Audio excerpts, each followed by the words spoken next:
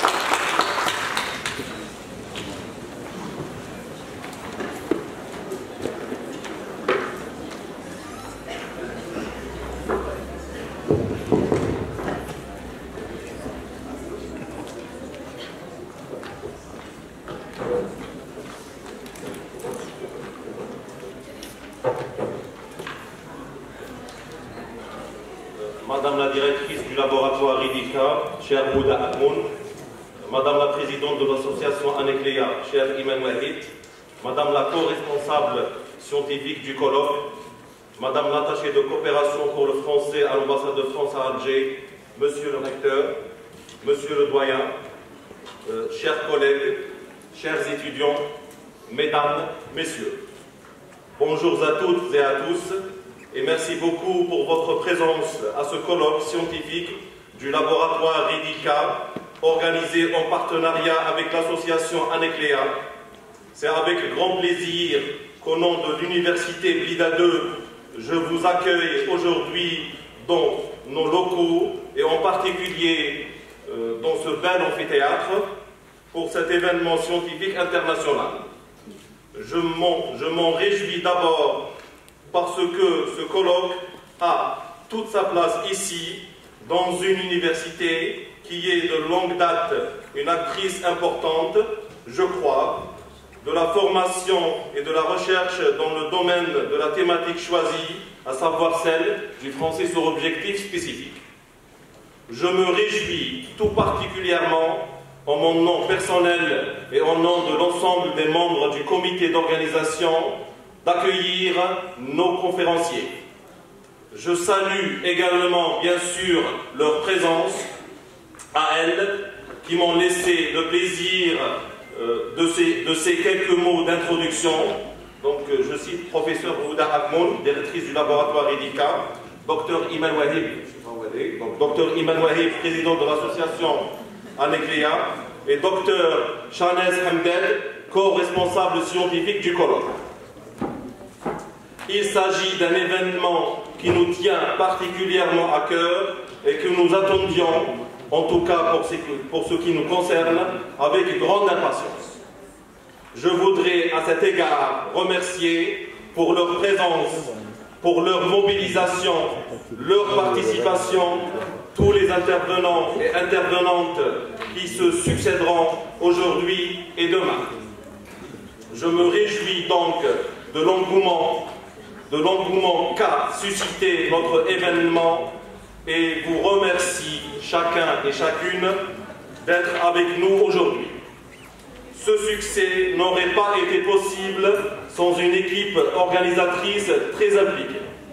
Je tiens à cet égard à remercier toutes les personnes qui ont contribué à la préparation de ce colloque en lien avec nos partenaires et sous la direction attentive et efficace de Houda Akmoun, de Iman Wahib, Chanez Hamdel et moi-même, Samir Hachel. Nous avons préparé ce colloque nous l'avons fait avec beaucoup d'énergie et de talent, je le crois. Donc sans trop tarder, donc je cède la parole à professeur Houda Akmoun, directrice du laboratoire Ridika.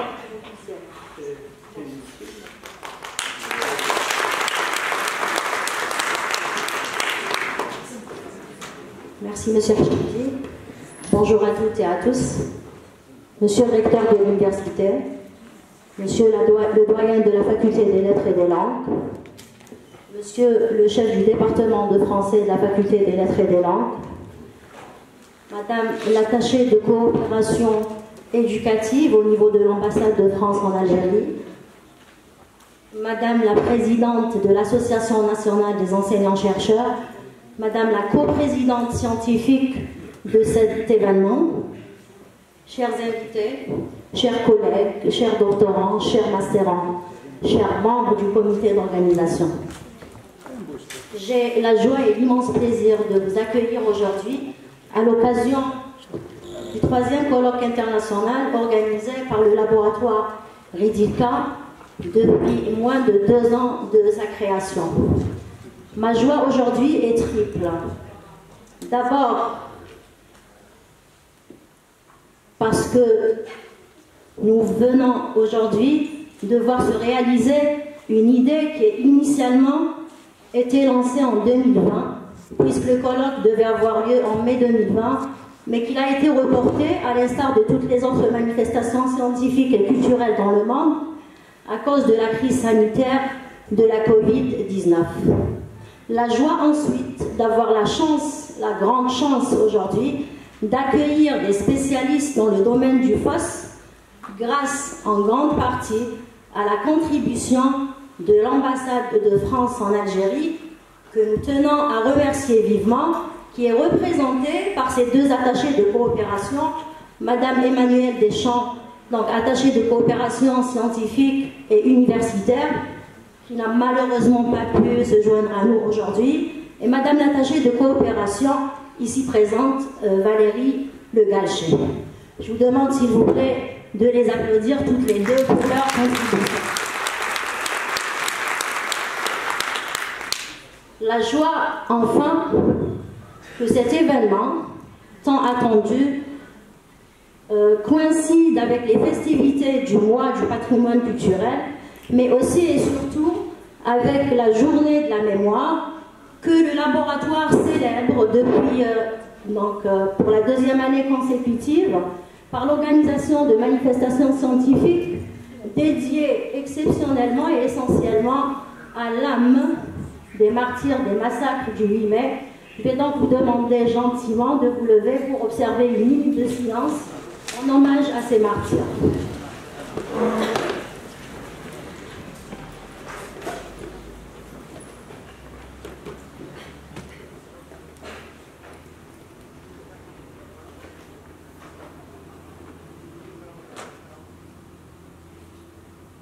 Merci beaucoup. Donc, pourquoi cette thématique? Plusieurs raisons sont en fait à l'origine de cette thématique. Nous allons vous présenter quelques-unes, les plus importantes en fait. La première, c'est le caractère même, donc interdisciplinaire du domaine ou du FOSS en tant que discipline, de par donc la diversité des publics auxquels ils s'intéressent, de leurs besoins, mais aussi des objectifs, et également de par donc la diversité des contenus, des approches et des méthodes d'analyse utilisées et adoptées dans le domaine du FOSS, et qui puisent généralement dans plusieurs disciplines et champs disciplinaires, à l'instar de la didactique des langues, de l'analyse du discours, de la philosophie, des disciplines scientifiques et techniques, et j'en passe.